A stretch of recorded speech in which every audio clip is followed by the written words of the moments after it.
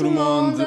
On vient d'arriver à Siargao. Siargao, magnifique. Ouais, vraiment, c'était ouf. Bon, on vient d'arriver en avion. Mais avant de vous parler de Siargao et de la destination où on était, on doit faire juste un petit aparté. C'est aparté pour expliquer pourquoi il n'y a pas de vidéo sur Panglao. Effectivement, la dernière vidéo, elle s'est conclue où on vous disait qu'on allait visiter deux zones différentes et distinctes sur l'île de Bohol.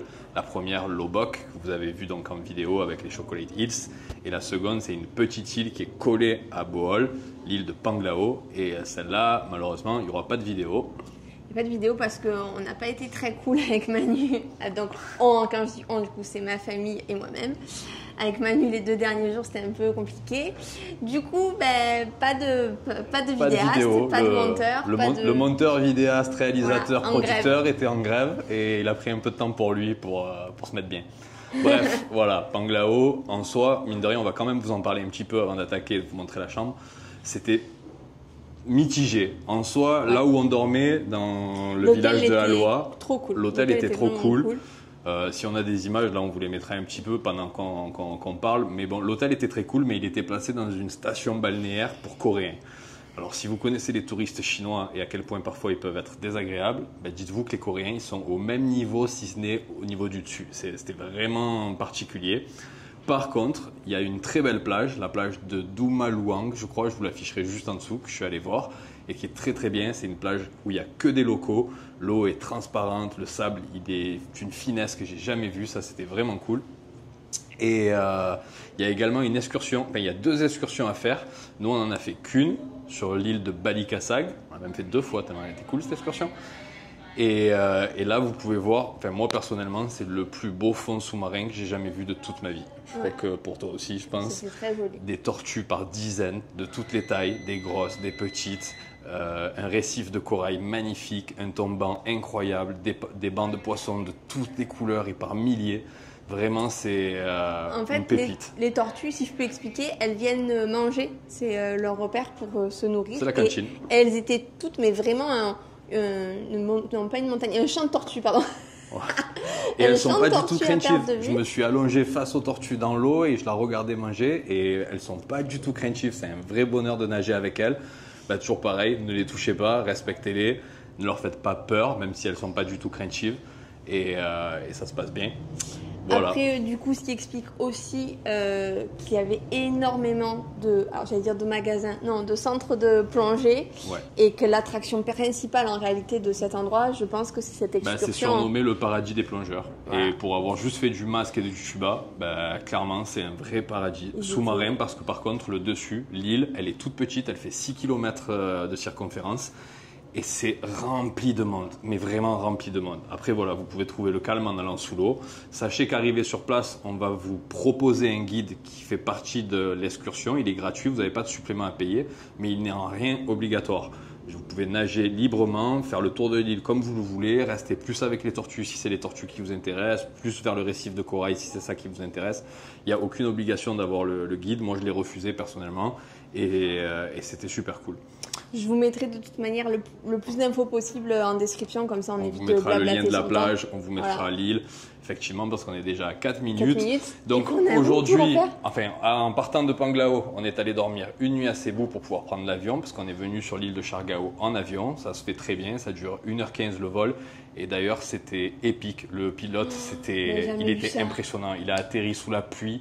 À fond, tout le monde a applaudi et pour une fois, je comprends pourquoi on applaudit un pilote. En fait, ils sont vraiment incroyable. Il s'est repris à 2 fois pour atterrir. On a dû refaire le tour de l'île parce que c'était compliqué. Enfin, vraiment, les conditions n'étaient pas ouf et le mec, il a géré mais de fou. Incroyable. Donc ensuite, on a pris un minivan pour arriver jusqu'à l'hôtel où on est. Alors là, on est sur la gaufre de la gaufre. C'est la gaufre dans la gaufre. Ouais, on s'était fait plaisir. On avait dit que Siargao, on allait rester une semaine, ce qui fait qu'il y aura donc 2 vidéos. D'ailleurs, quand on voit que l'intro approche des 5 minutes et qu'on n'est toujours pas rentré dans la chambre, 2 vidéos, ce sera le minimum. On va vous en faire 2 et maintenant, on va vous montrer cette fameuse gaufre dans laquelle on dort. Je ne sais pas si on va oser mettre le prix. De la chambre, le complexe, il faudra faire des images parce que le complexe est incroyable. Oui, parce qu'il n'y a pas que la chambre. On a la salle de sport, on a la piscine, il y a tout un tas de trucs. Mais bon, on vous montrera ça au fur et à mesure. Donc, immense chambre, on dirait que c'est neuf, c'est magnifique. On est au premier étage d'une grande villa. En fait, c'est des villas et il y a l'équivalent en dessous. Nous, on est au premier étage. Et la hauteur sous plafond. Enfin là, je pense qu'on pourrait... on pourrait en parler pendant une demi-heure de cette chambre. Le lit, il est magnifique. Toutes les décorations, ils sont très très forts, ces Philippins. Un grand sofa. Il y a même, tu as vu, il y a un lit même en dessous. Ah ouais, comme ça si vous êtes si tu n'es Voilà, pas gentil si encore avec moi, pas je peux gentil, redormir. tu fais lit à part, chambre à part, c'est ça. Ça te plaît. Ben voilà, là on a la douche de ce côté, immense. Alors je croyais qu'elle avait les savons là-dedans. Non, c'est le... T'as regardé? Faut pas l'ouvrir. Ouais, je pense que c'est le disjoncteur ou un truc comme ça. Il y a tout qui est vraiment joli. Bon, les toilettes, Ouais. la porte coulissante. Alors Donc, ça, voilà. c'est vraiment trop classe. Et le miroir, je sais pas si tu as capté. Genre un miroir tactile. Ah oui. Ah, pour s'épiler, ça va être pas Il est mal. de fou. Pour mettre plein de poils de barbe de partout, je vais me régaler. Non, parce que dis pas rigolant, mais tous les autres hôtels, je ne voyais même pas que j'avais des poils qui avaient poussé. Je suis sûr que ça va intéresser tout le monde. Oui, ça m'intéressait trop. Et la grande La terrasse. avec un lit, fauteuil à bascule. J'ai le droit de fumer, il y a un petit cendrier. Et magnifique, quoi. Et donc voilà, c'est un peu comme la villa que vous voyez en face. Au rez-de-chaussée, il y a la même chambre que celle qu'on vient de vous montrer. Et à l'étage, il y en a une autre. Et c'est vraiment magnifique. Maintenant, on va aller faire un tour dans l'hôtel et on va vous montrer un petit peu l'hôtel. Et dites-vous qu'en plus, on n'a pas forcément la chambre la plus haut de gamme. Hein. Il y a des Ah oui, deluxe non, et tout. Il y a des On est sur le foufous ici. médium de l'hôtel. Ah, médium, c'est? Ouais. Ils sont trop forts, ces Philippins. Voilà. Voilà. Bon, sur ce, on va vous montrer un petit peu l'hôtel et les alentours. On est juste face à la mer. Donc, on va aller faire un tour à la piscine et on vous montre ça. Et on a loué le scooter. Le même scooter que la dernière fois. Manu, il est content. Ouais, je suis très content. Bon, on l'a payé un peu cher parce qu'on le loue à l'hôtel, mais toujours sur ces mêmes recommandations. Si vous pouvez, quitte à rajouter un petit peu plus, 1 euro, 1,50 € en plus parfois pour la journée, louez-le dans les hôtels où vous dormez. Les hôtels, c'est des établissements de marque, en particulier celui-là, et il y aura beaucoup moins d'arnaques que dans les loueurs que vous pouvez trouver dans la rue. Voilà, allez, maintenant on vous montre un peu l'hôtel et ensuite on vous montrera le reste de l'île, mais ça, ce sera pour demain.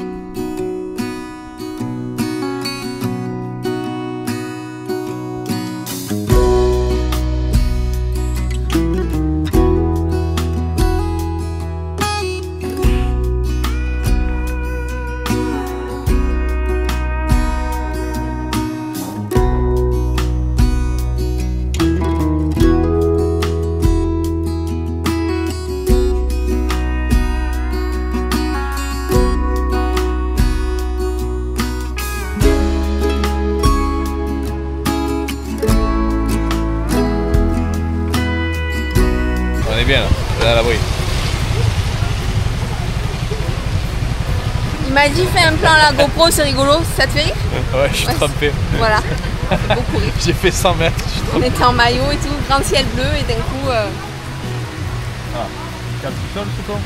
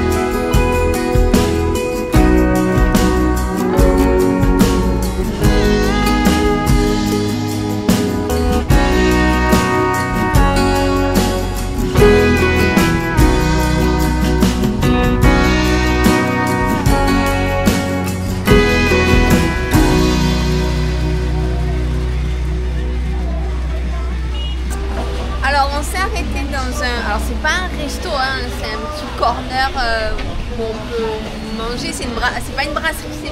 Comment t'appelles ça toi? C'est moitié street food, moitié resto. Voilà, et donc ce sera mexicain ce soir.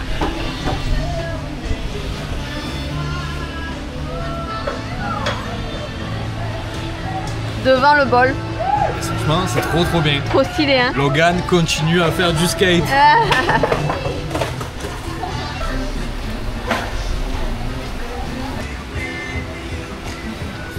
Wouh! Hey! Waouh! Alors Manu il s'est arrêté en plein milieu de la route. Donc on est le premier jour à Siargao, enfin un jour plein en tout cas. On a eu un déluge ce matin. Et là il vient décider de tenter de faire voler le drone et qu'il nous suive sur le scooter en même temps qu'on roule. On va rigoler.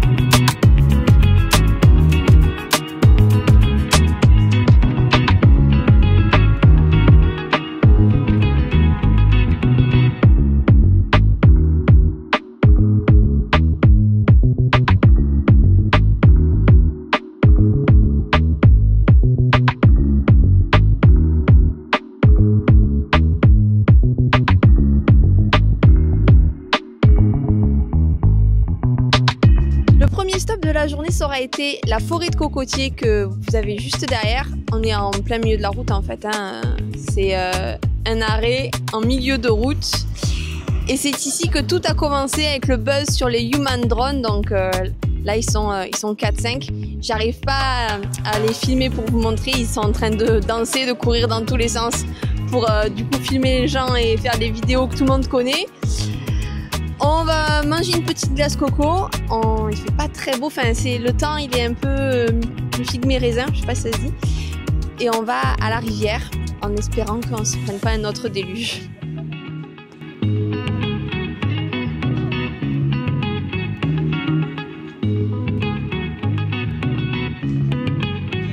Bonne ta noix de coco? Excellente, c'est une petite glace à la noix de coco, 10 pesos. 5 centimes je crois. 10. Ouais, je crois. C'est vraiment très bon. Et gentil, monsieur.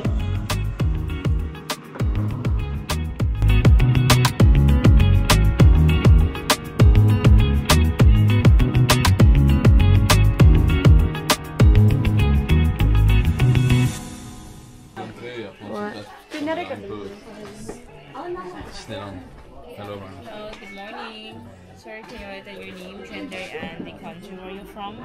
You want to take the vote, sir? No, thank you. On the entrance? Yeah. So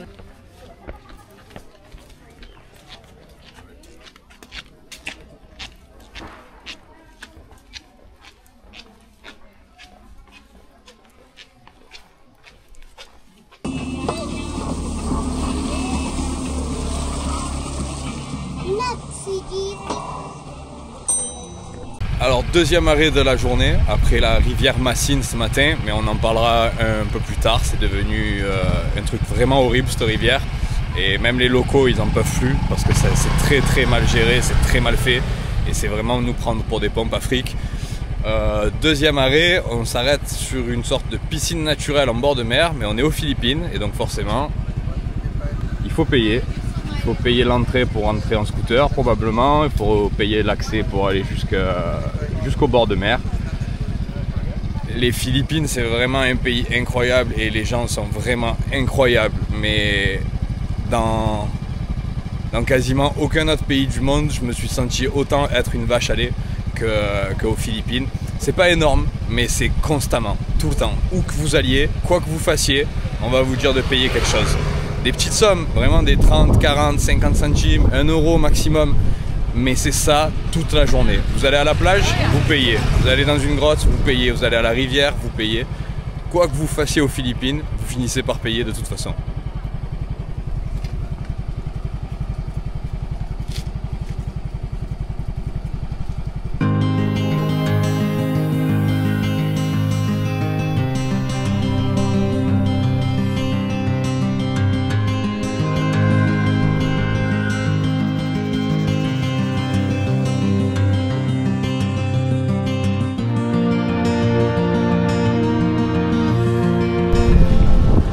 On s'est mis dans une galère pas possible, mais on a les sacs avec nous et on peut pas. Il y a personne pour nous les garder. C'est fou ça. Bref, du coup, on a été obligé de trouver juste un petit rocher qui dépasse. Et en fait, tout ça, c'est des piscines naturelles, c'est-à-dire c'est beaucoup plus profond. On est sur un rocher où on a vraiment pied, quoi. Il y a rien, il y a 10 cm d'eau. Et tout autour, c'est des piscines naturelles, avec l'océan juste en face. C'est vraiment très joli.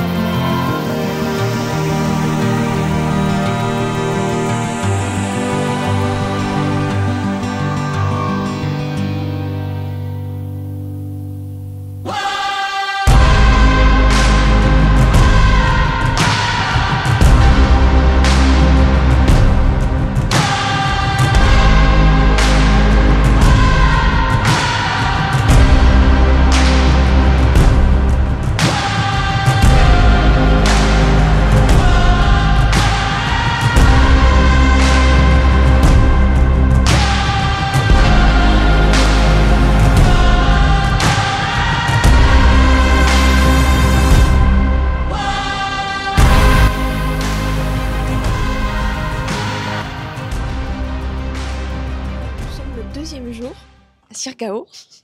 On va vous montrer le buffet parce que c'est vraiment quelque chose. Et aujourd'hui, je pense que le temps, ça va être le même qu'hier. Moitié-moitié, non? On ne sait pas trop. Hein. Là, ça a l'air d'aller. Là, ça a l'air d'aller. Tout à l'heure, c'était un peu gris. Ça change trop vite, en fait. Ça change vraiment très, très vite sur cette île. On verra bien. Donc, c'est le suspense encore pour la journée. Ils nous ont mis de la petite musique balinaise.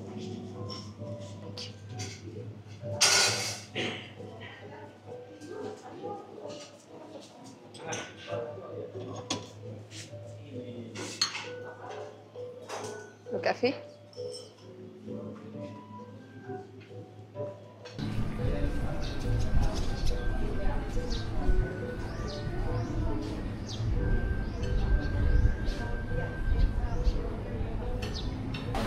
Deuxième jour à Siargao et on a toujours un grand soleil. Non, c'est pas vrai, il pleut. On s'est fouillé pour manger. Un ceviche. Un ceviche. Ça a l'air très très bon. Ouais. Bon appétit. Bon appétit.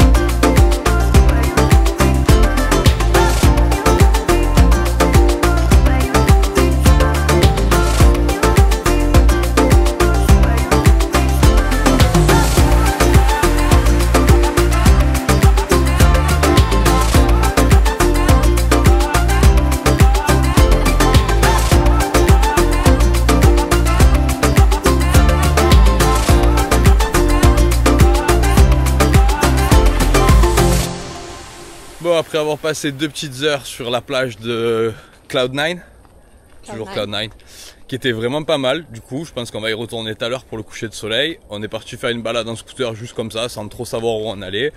On a repéré donc la pointe de l'endroit où on se trouve. On y est allé en scooter par un chemin chaotique, mais vraiment chaotique, c'est du cross. On essaiera de vous filmer un peu la fin tout à l'heure.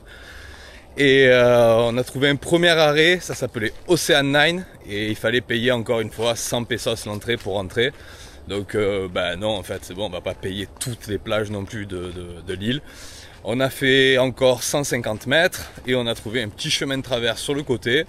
On l'a pris et écoute, nickel. On arrive sur la plage. Sur la plage. Voilà, on va vous montrer ça.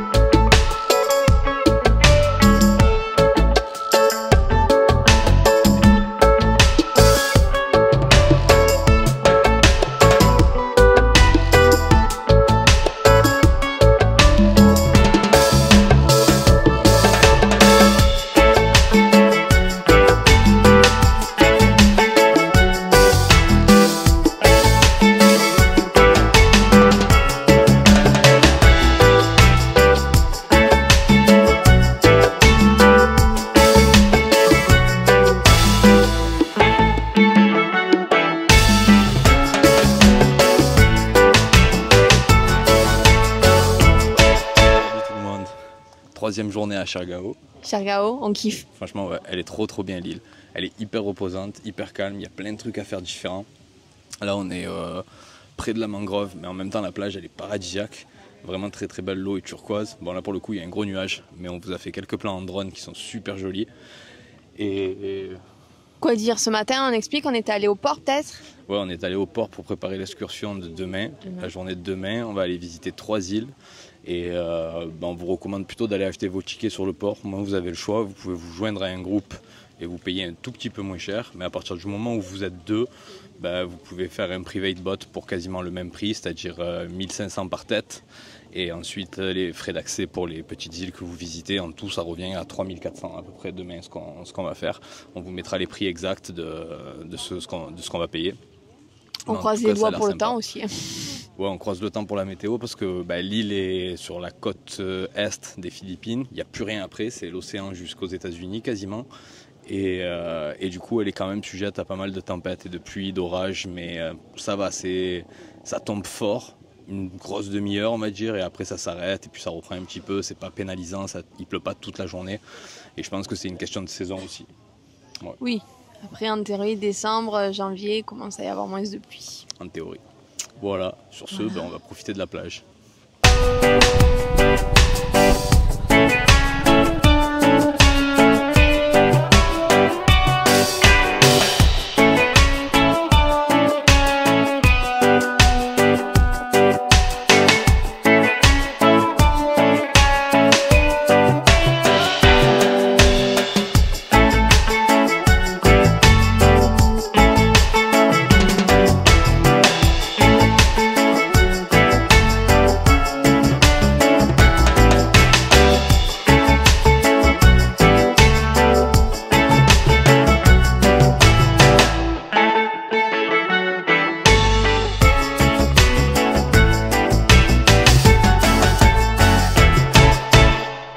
Alors la plage de Secret Beach, elle était trop bien. On est parti pour explorer le sud de l'île aujourd'hui.